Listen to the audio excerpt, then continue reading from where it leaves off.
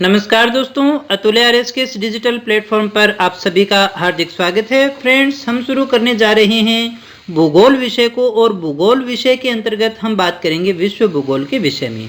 दोस्तों, सब्जेक्ट को शुरू करने से पहले एक दो इम्पोर्टेंट बातें हैं जो मैं आपको बता देना चाहूँगा कि आपको जो इन क्लासेस की इन्फॉर्मेशन है वो टेलीग्राम चैनल पर मिलती रहती है। तो सबसे पहले आप टेलीग्राम चैनल को ज्वाइन कर लीजिएगा।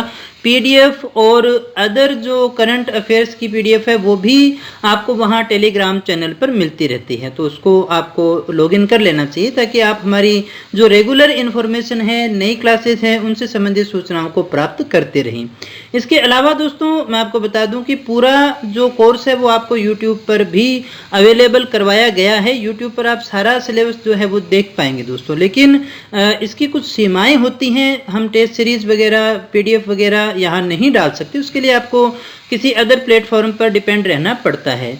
तो मैं यहाँ क्लियर कर देना चाहूँगा कि हमारी जो रेगुलर टेस्ट सीरीज है शेड्यूल बेस्ड है, जिसमें Sunday to Sunday test series होती है, टेस्ट होते हैं, जिसका सिलेबस आपको पहले ही दे दिया जाता है। तो अगर आप वो ज्वाइन करना चाहते हैं तो आप हमारी एंड्रॉयड एप्लीकेशन को डाउनलोड कर सकते हैं। दो एप्लीकेशन है अपनी, अतुल्य आरएस के नाम से है और दूसरी राकेश सर के नाम से है। तो यहाँ आपको शेड्यूल बेस्ड बहुत अच्छी टेस्ट सीरीज यहाँ पर उपलब्ध हो जाएगी दोस्तों। डेली करंट अफेयर्स की जो पीडीएफ है वो भी यहाँ पर मिलती रहती हैं। क्लास नोट्स भी आपको वहीं पर प्रोवाइड करवाए जाएंगे, मॉक टेस्ट आप वहीं पर दे सकते हैं और पूरा का पूरा सिलेबस जो है वो आप यूट्यूब पर देख पाएंगे दोस्तों। तो दोस्तों चलिएगा शुरू करें क्लास को और हम बात करते हैं भूगोल विषय के विषय में। दोस्तों हम भूगोल विषय को शुरू करने जा रहे हैं। दोस्तों हमारे सिलेबस के अंदर भूगोल के 3 पार्ट होते हैं। एक हमारे पास में आता है विश्व भूगोल, एक हमारे पास में आता है भारत का भूगोल और एक हमारे पास में आता है राजस्थान का भूगोल। ये 3 भूगोल हमें पढ़ने हैं, यानी ज्योग्राफी के हमारे यहाँ 3 पार्ट हैं जिनका अध्ययन हमें करना है दोस्तों। तो सबसे पहले हम विश्व भूगोल को ही शुरू करने जा रहे हैं और जो हमारा भौतिक भूगोल है वो भी इसी का पार्ट है दोस्तों। भौतिक भूगोल भी आपको इसी के अंदर करवाया जाएगा, यानी यहाँ पर आप विश्व भूगोल के अंदर भौतिक भूगोल को भी देखेंगे और साथ ही साथ जो विश्व भूगोल जैसे कि हमारे महाद्वीप, महासागर वगैरह ये जो चीज़ें हैं ये सारी के सारे भी हम यहाँ इसी पार्ट के अंदर अध्ययन करने वाले हैं। तो ये भी हमें पढ़ना है, ये भी हमें पढ़ना है दोस्तों। तो यहाँ सबसे पहले हम देख लेते हैं कि हमारे विषय के अंतर्गत हमें पढ़ना क्या है, यानी विश्व भूगोल के अंदर हमारा सिलेबस क्या है दोस्तों। दोस्तों कॉपी पेन लेकर के बैठिएगा, सारा हमें नोट करना है। सारा आप नोट करोगे तभी चीज़ों को समझ पाओगे दोस्तों, और नोट्स आपके बेहतरीन बनने जा रहे हैं। इस सारे नोट्स को बना लीजिएगा। मैं आपसे वायदा करता हूं कि मुख्य परीक्षा तक आपको किसी और किताब को हाथ लगाने की आवश्यकता नहीं पड़ेगी। बड़े अच्छे से और बड़े शानदार तरीके से हम सारे सिलेबस को करने वाले हैं। तो यहाँ हम देखते हैं विश्व भूगोल के अंदर हमें क्या क्या पढ़ना है दोस्तों। जो हमारे सिलेबस में है, एक तो है प्रमुख भौतिक विशेषताएं, प्रमुख भौतिक विशेषताएं। दूसरा जो इसमें पार्ट आता है पर्यावरणीय, जो मैं आपको पढ़ाने वाला हूं दोस्तों, पर्यावरणीय एवं पारिस्थितिकीय मुद्दे। इसके अलावा है वन्यजीव, जंतु एवं जैव विविधता।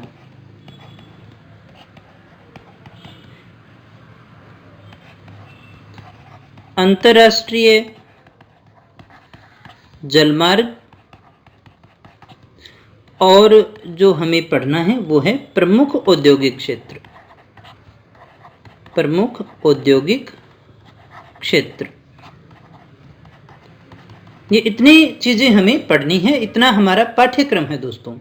और प्रमुख भौतिक विशेषताएं यहाँ पर लिखा हुआ है, लेकिन इसके अंदर क्या क्या है ये हमारे सिलेबस में डिफाइन तो नहीं है, लेकिन हमें आपको यहाँ पर एक बड़ा बड़ा आइडिया बता देता हूँ जो चीजें इसमें आती हैं। भौतिक विशेषताओं में आप देख सकते हैं फिजिकल ज्योग्राफी जो है हमें यहाँ पर पढ़नी है। तो इसमें हमें कौन कौन सी चीज़ें देखनी है, तो हमें यहाँ पढ़ना है एक तो पृथ्वी को, पृथ्वी से संबंधित चीज़ों को हम पढ़ेंगे। यहाँ हम पढ़ेंगे ज्वालामुखी को, यहाँ हम पढ़ेंगे भूकंप को, यहाँ हम पढ़ेंगे चट्टानों को, यहाँ हम पढ़ेंगे वायुमंडल को। इसके अलावा दोस्तों यहाँ हम पढ़ेंगे दाब व पवनें। इसके अलावा हम पढ़ेंगे आर्द्रता,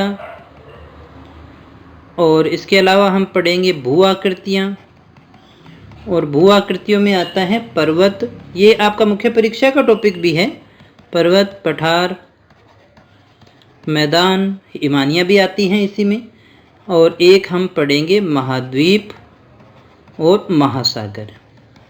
तो दोस्तों ये हमारा सारा सिलेबस है जो हमें विश्व भूगोल के अंतर्गत पढ़ना है। इतनी चीज़ें हमें पढ़नी है, इसको अच्छे से नोट कर लीजिएगा, क्योंकि सबसे पहली चीज़ तो यही है कि हमें हमारा पाठ्यक्रम याद होना चाहिए। दोस्तों जब भी हम पढ़ाई को शुरू करते हैं तो सबसे पहले हमें पाठ्यक्रम को देखना होता है, ताकि जब भी आप कहीं पर भी कुछ पढ़ रहे हैं तो कम से कम आपके दिमाग में रहे कि हमें किन किन चीज़ों को पढ़ना है, कौन सी हमारी सिलेबस में है और कौन सी हमारे लिए उपयोगी है।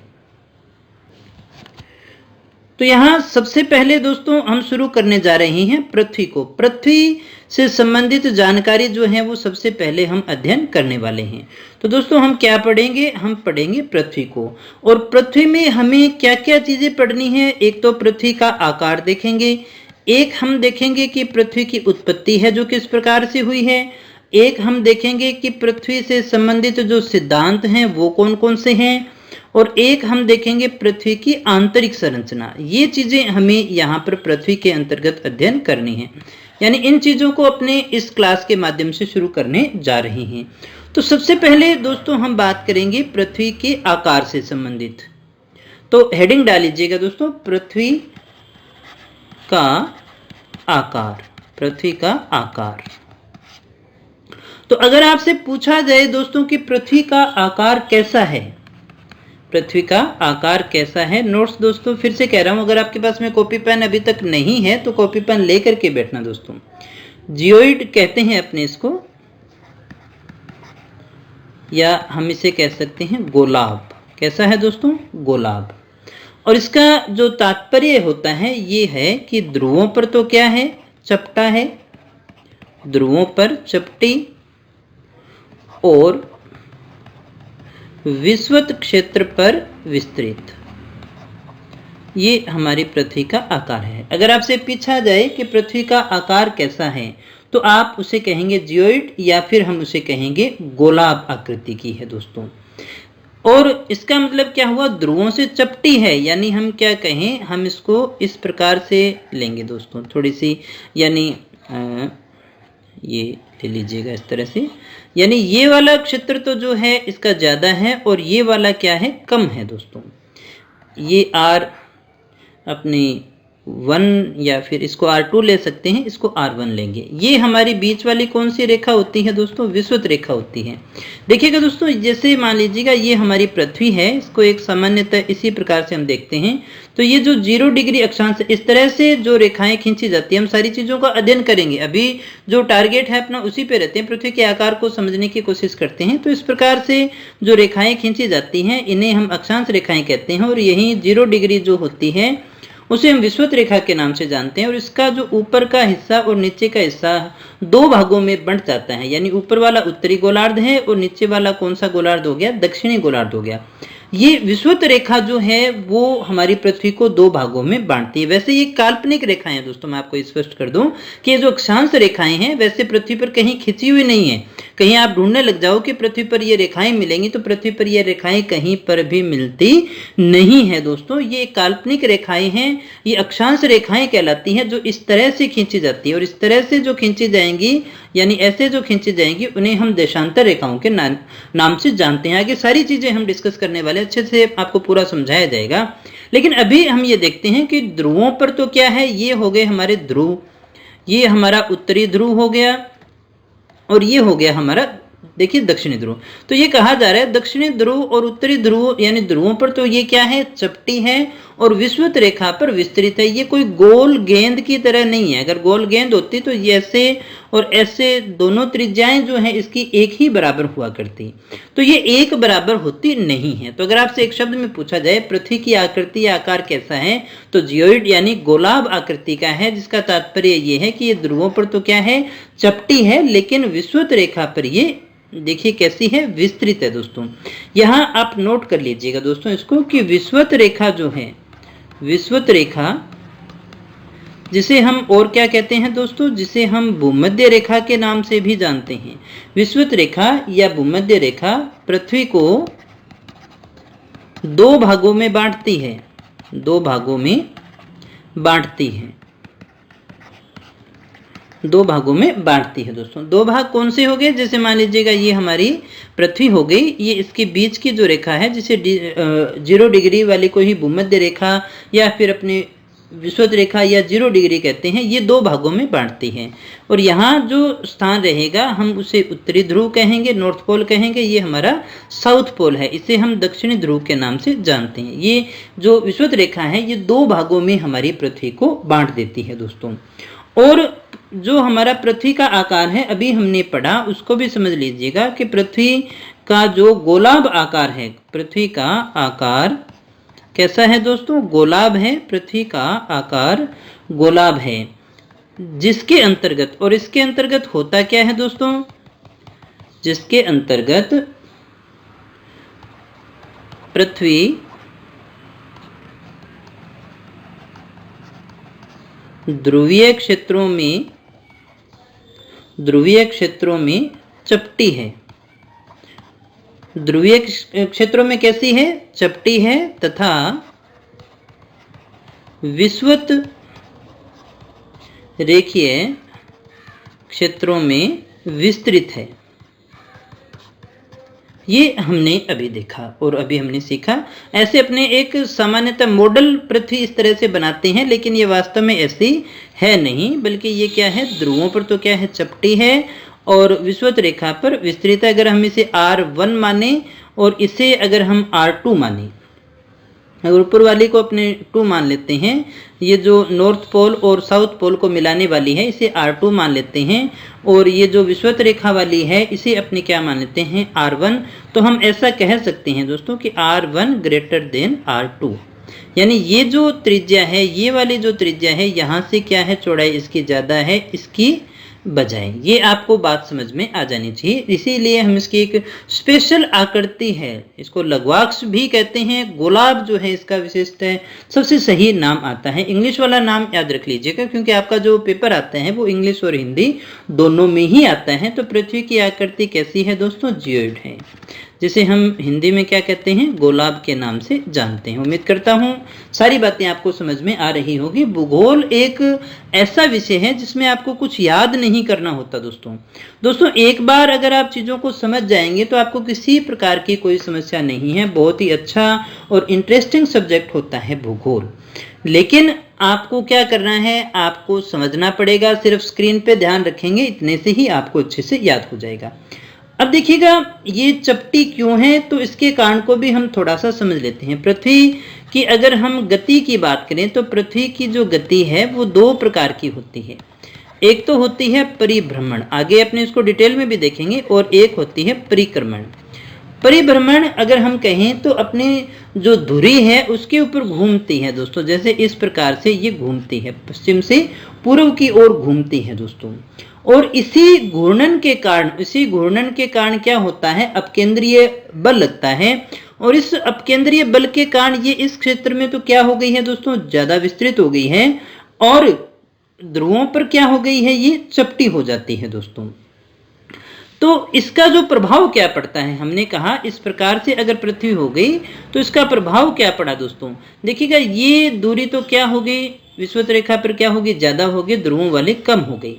तो ये दूरी कम है, यानी पृथ्वी के अगर इस केंद्र की बात करें तो ये दूरी क्या होगी, कम हो गई।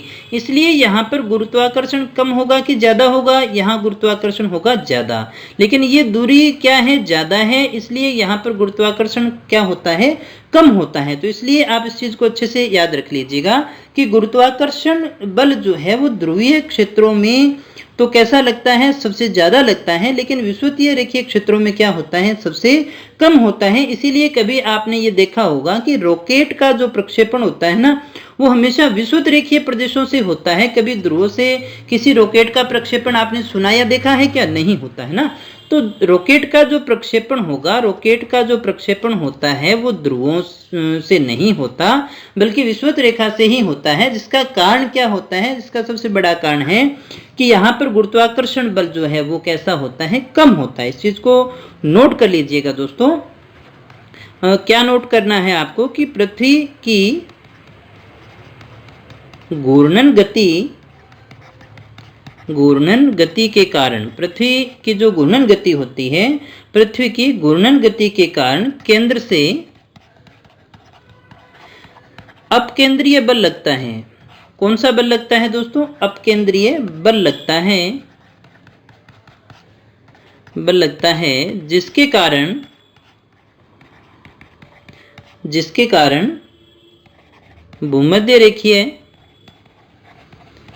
कारण भूमध्य रेखीय या विषुवत रेखीय क्षेत्र में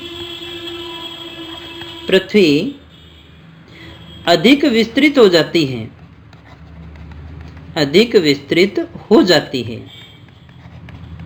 तो यहां अब आप इस बात को समझ गए होंगे कि पृथ्वी का जो हमने कहा विषुवत रेखीय क्षेत्रों में जो ज्यादा विस्तार है, उसका कारण क्या है? उसकी घूर्णन गति है। जैसे इस तरह से घूमती है तो यहाँ पर अपकेंद्रीय बल जो है वो ज्यादा लगता है, और इस अपकेंद्रीय बल के कारण भूमध्य क्षेत्रीय क्षेत्र में जो है पृथ्वी अधिक विस्तृत हो जाती है, और यहाँ से ये जो ऊंचाई है इसकी कम हो जाती है, जिसी के कारण हम इसकी आकृति को क्या कहते हैं? गोलाभ के नाम से जानते हैं दोस्तों। अब यहाँ एक और बात जो अभी हमने समझी थी कि इस प्रकार से आकृति है, और ये अगर R1 माने, इसको अपने R2 माने, तो R1 ग्रेटर देन R2 है। अब इसको आप इस तरह से समझ सकते हैं दोस्तों कि पृथ्वी की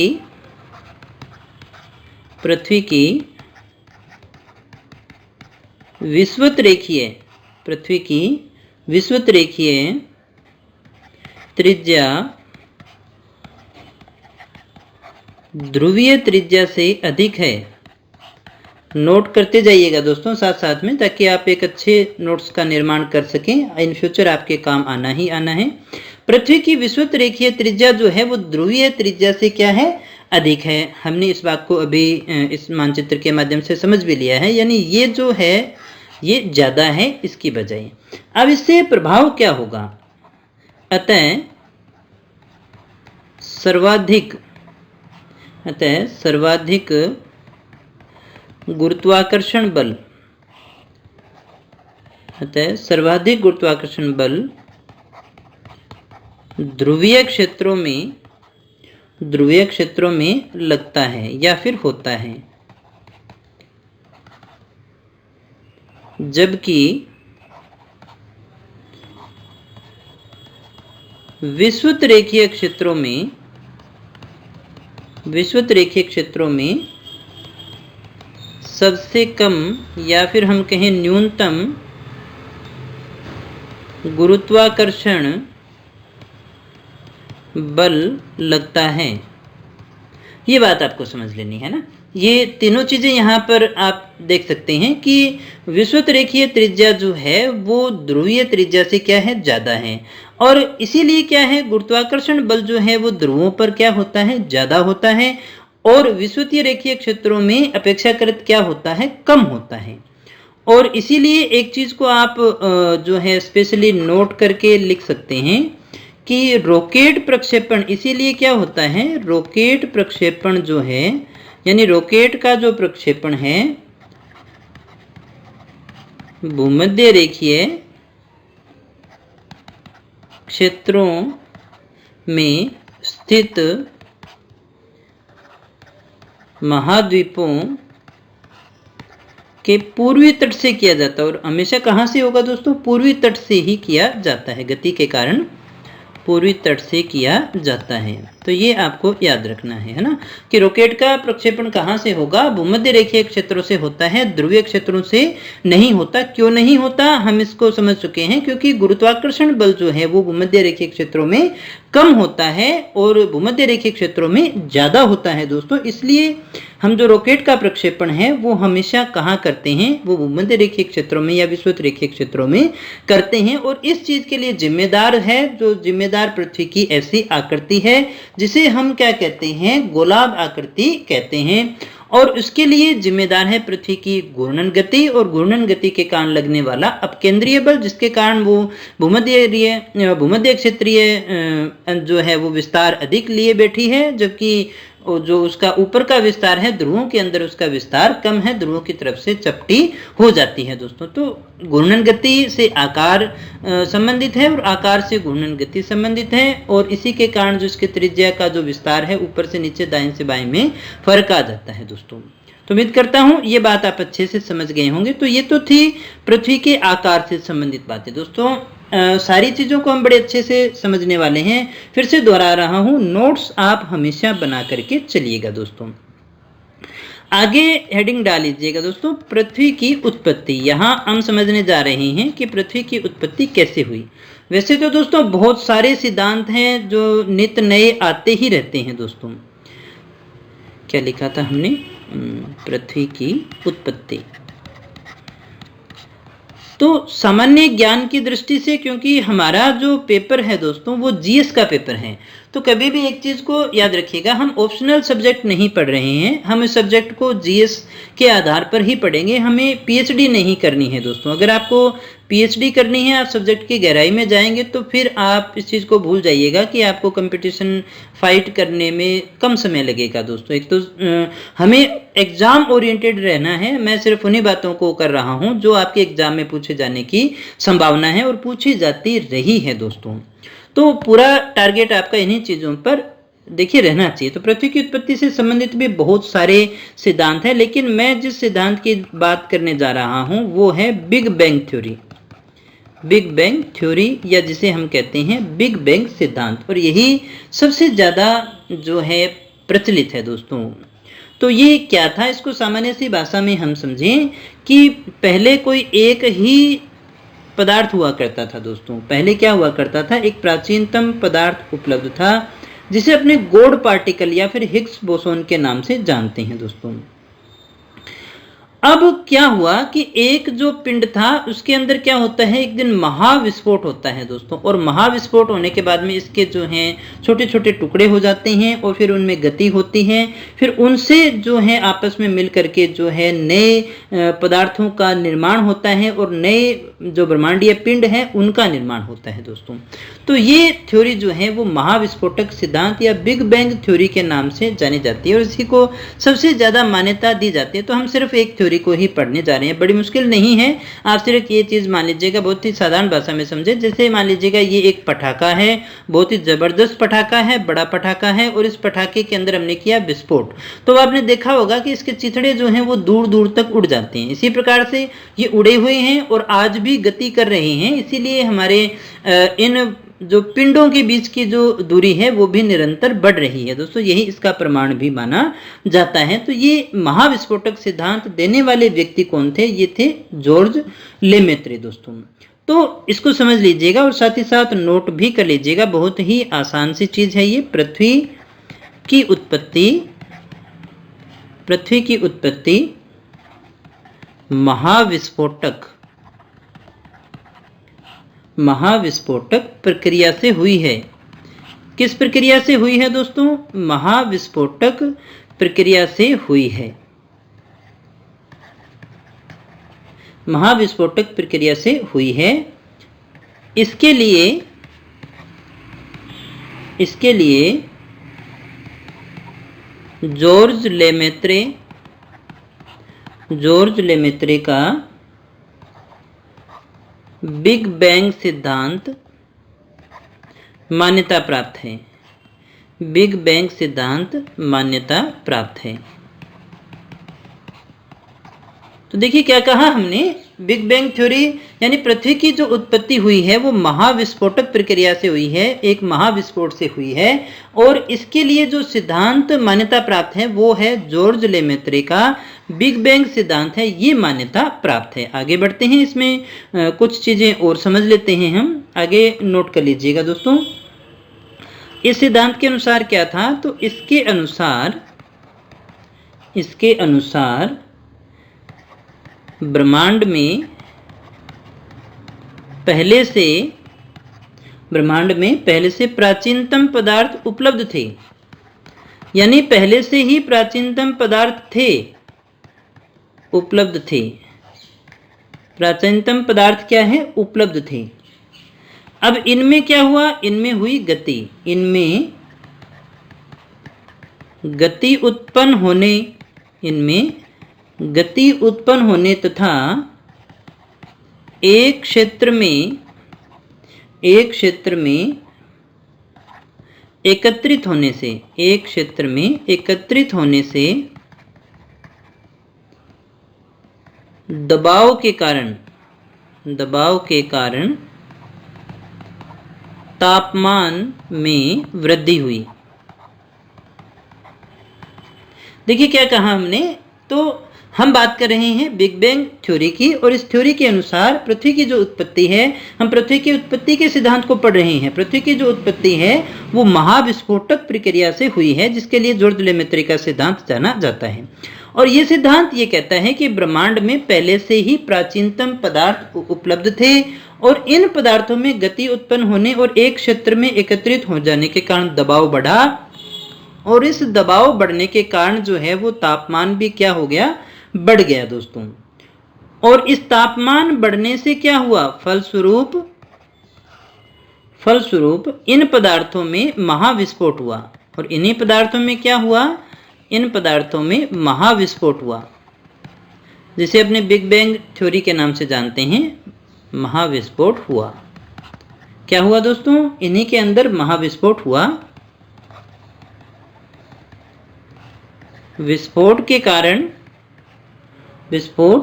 के कारण सभी पदार्थ ब्रह्मांड में बिखर गए,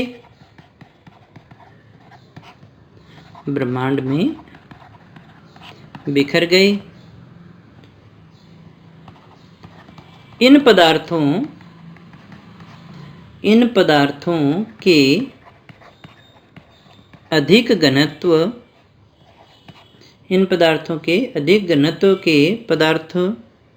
अधिक घनत्व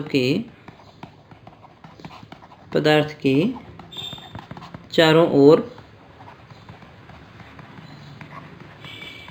एकत्रित होने से विभिन्न ब्रह्मांडीय पिंडों की, या हम इसको ऐसे लिखेंगे, का निर्माण हुआ। देखिए क्या कहा हमने कि जो पदार्थ थे वो एकत्रित होने लगे, और इसके कारण दाब और ताप बढ़ गया, और दाब और ताप बढ़ जाने के कारण इन पदार्थों में महाविस्फोट हुआ, और महाविस्फोट होने के कारण सभी पदार्थ जो है ब्रह्मांड में बिखर गए। और इन्हीं पदार्थों के अधिक घनत्व वाले पदार्थ के चारों, जिस पदार्थ का जो घनत्व था वो ज्यादा था, तो उसी के चारों ओर जो है अन्य पदार्थ एकत्रित होने लगे, और इन्हीं के द्वारा जो है ब्रह्मांडीय पिंडों का निर्माण हुआ। और इसी द्वारा हम कहते हैं कि पृथ्वी की जो उत्पत्ति है, पृथ्वी की उत्पत्ति भी इसी प्रकार से हुई है। पृथ्वी की उत्पत्ति भी इसी प्रकार हुई, और पृथ्वी की उत्पत्ति भी इसी प्रकार से मानी जाती है दोस्तों।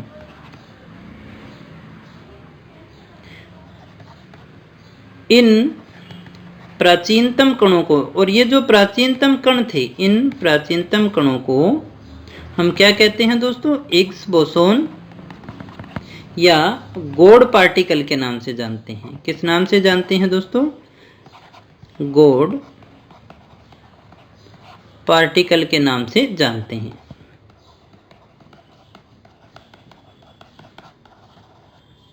ठीक है दोस्तों, एक बार फिर से मैं इसको स्पष्ट कर देता हूं। हम पढ़ रहे थे बिग बैंग थ्योरी, जो पृथ्वी की उत्पत्ति से संबंधित है। ये कहते हैं कि पृथ्वी की उत्पत्ति किससे हुई है दोस्तों? महाविस्फोट से हुई है। किससे हुई है? महाविस्फोट से पृथ्वी की उत्पत्ति हुई है और ये मान्यता प्राप्त भी है। जॉर्ज लेमेत्रे का सिद्धांत है। इसके अनुसार क्या था? ब्रह्मांड में पहले से ही प्राचीनतम कण उपलब्ध थे, जिसे अपने क्या कहते थे? गॉड पार्टिकल के नाम से जानते थे दोस्तों। अब इनमें क्या हुआ? गति उत्पन्न हो गई और एक क्षेत्र में जब ये एकत्रित हो गए तो इसके कारण दबाव बढ़ गया और दबाव के कारण ताप बढ़ गया और इस ताप बढ़ने के कारण क्या हुआ? इसके अंदर विस्फोट होता है दोस्तों। और विस्फोट होने के कारण सभी पदार्थ जो हैं वो ब्रह्मांड में जाकर के क्या होते हैं? बिखर जाते हैं। अब अधिक घनत्व वाले जो कण हैं उसके चारों ओर दूसरे कण एकत्रित होने शुरू हो जाते हैं दोस्तों। अधिक घनत्व के पदार्थ के चारों ओर एकत्रित होने से और इन्हीं के द्वारा विभिन्न जो ब्रह्मांडीय पिंड हैं उनका निर्माण हुआ और उन्हीं में से एक है हमारी पृथ्वी। तो इस प्रकार से जो हमारी पृथ्वी है उसका निर्माण होता है दोस्तों। तो दोस्तों ये थी पृथ्वी की उत्पत्ति से संबंधित सिद्धांत जो हमने पढ़ लिया है। अभी हमने जो देखा, एक तो पृथ्वी के आकार को देखा और एक हमने पृथ्वी की उत्पत्ति को देखा। इसके बाद में दोस्तों हमें जो बात करनी है वो है पृथ्वी की गति और पृथ्वी की गतियों से जो प्रभाव पड़ता है दोस्तों। उसके अंदर हम देखिएगा जो हमारी परिभ्रमण गति है, परिक्रमण जो गति है, दिन रात बनने हैं, उन सारी चीज़ों को हम देखने वाले हैं, लेकिन उसे हम अध्ययन करेंगे नेक्स्ट क्लास के अंदर दोस्तों। तो दोस्तों अगर आपको क्लास अच्छी लगी हो तो इस क्लास को लाइक कर देना, वीडियो को लाइक कर देना, दोस्तों के साथ में शेयर इसको जरूर करना दोस्तों। पूरा कोर्स जो है आपको करवाया जा रहा है और बिल्कुल बहुत अच्छा मटेरियल आपको अवेलेबल करवाया जा रहा है दोस्तों। फ्री क्लासेस देखने के लिए आप हमारे यूट्यूब चैनल को सब्सक्राइब कर सकते हैं दोस्तों। यहाँ पर आपको बहुत ही क्वालिटी कंटेंट अवेलेबल करवाया जाता है। तो दोस्तों मिलते हैं नेक्स्ट क्लास में, तब तक यूं ही बने रहे हमारे साथ। Thank you very much.